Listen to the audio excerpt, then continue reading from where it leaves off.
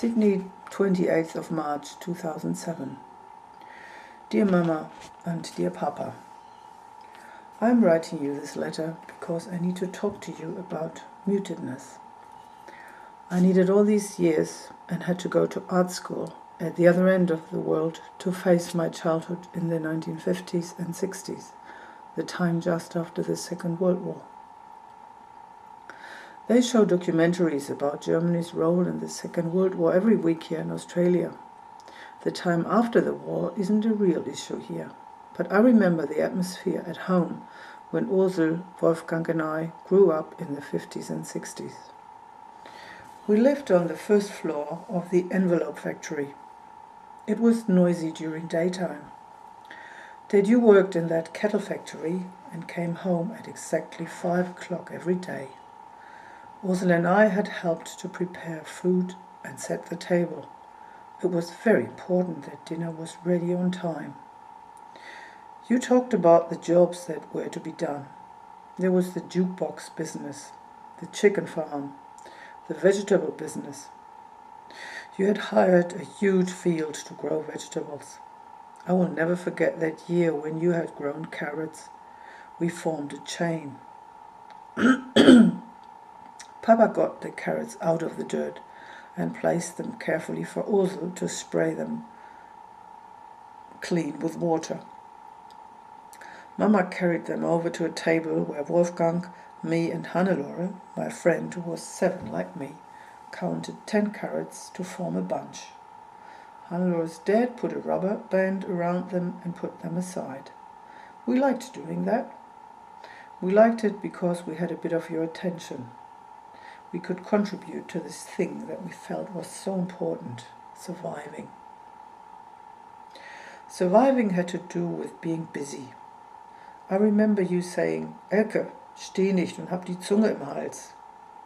To have the tongue in your throat seemed to be the clear evidence that you were not busy enough, that you had unused capacities.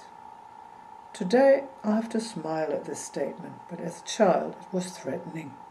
It meant that I didn't do enough. We were frequently told how important it was to see the work to be done. If someone else saw it before us and we had to be told to do it, we had failed. I think we all did quite well in our surviving business, but what about Gefühle? Emotions were not on the agenda. I cannot remember that there was ever talk about what had happened. What did you feel, Papa? You were a soldier in the war. You had been in Stalingrad as a POW and were one of the few who came back. You never talked about the war, and I never asked. It seemed as if it wasn't right to talk about it.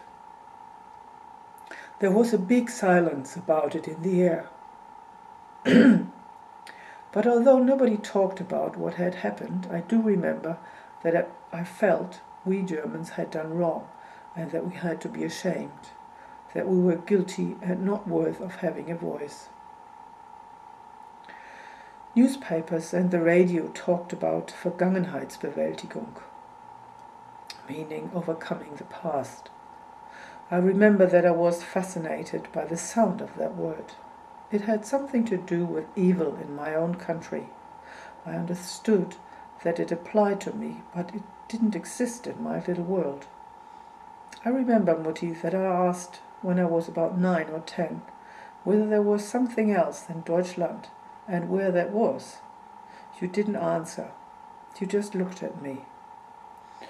While I'm writing this, it occurs to me that this question might have had to do with this gap between Vergangenheitsbewältigung and the mutedness in my own world. Today I know that silence and our inability to mourn during these years in Germany have been subject to many studies and interpretations. And no, I have not studied all these writings yet, but this is the beginning.